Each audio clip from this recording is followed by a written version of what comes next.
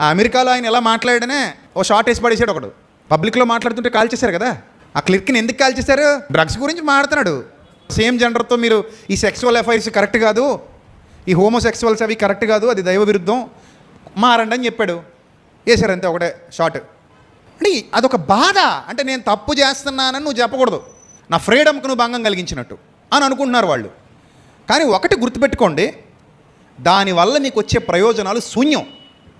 తాగి పడతారు, తాగి దొరుకుతారు, తాగి తాగి తాగి తాగి అవయవాలు పాడు చేసుకుని చచ్చిపోతారు. కథ అయిపోయింది. ఇంకేంటి మహా అయితే గంజాయి, సిగరెట్, గుట్కాలు, మట్కాలు ఇయే.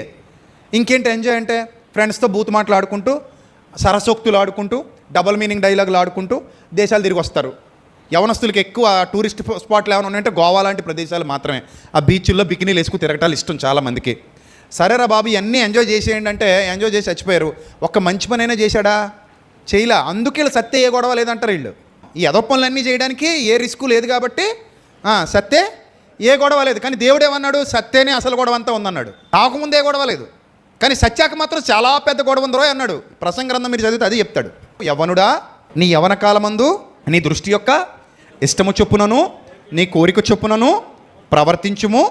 అయితే వీటన్నిటిని బట్టి దేవుడు నిన్ను తీర్పులోనికి తెస్తాడని మాత్రం జ్ఞాపకం పెట్టుకో అన్నాడు దేవుడు. అన్నాడా లేదా?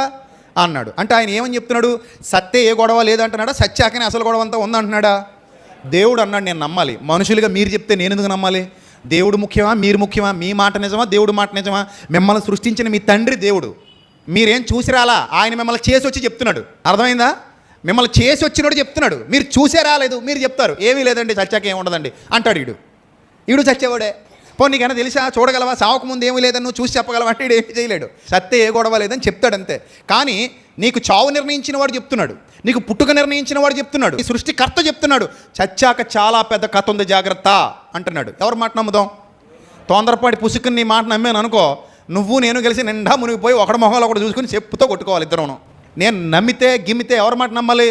నన్ను కలుగు చేసిన వాడి మాట నమ్మాలి. ఆయన చెప్తాడు నిజాలు, ఆయన చెప్పిన మాట నమ్మాలి. కానీ నాకులాగే భూమి మీద పుట్టిన మట్టిగడ్డవే, మట్టి ముద్దవే, నీ మాట నేనెట్టా నమ్మేది? అందుకే నువ్వు చెప్పిన మాట నేను నమ్మట్లా, నా దేవుడు వ్రాయించిన మాట నేను నమ్ముతున్నాను. నాయన చచ్చిపోయాక మాత్రం చాలా కథ ఉంది, నువ్వు నమ్మకపోతే నీ కర్మ. మనుష్యులారా మీ పాపములు మిమ్మల్ని పట్టుకుంటాయి, జాగ్రత్త అని చెప్పాడు. సో కాబట్టి మనం ఏం పర్లేదండి, ఫ్రీడమ్ ఉంది, ఫ్రీగా ఉంది, హ్యాపీగా బతికేద్దామని ఇష్టం వచ్చినట్టు వ్యవహరిస్తే ఆ వ్యవహార శైలి మనకి నష్టాన్ని మిగులుస్తుంది తప్ప ఎలాంటి ఆనందాన్ని చావు తర్వాత ఇవ్వదు.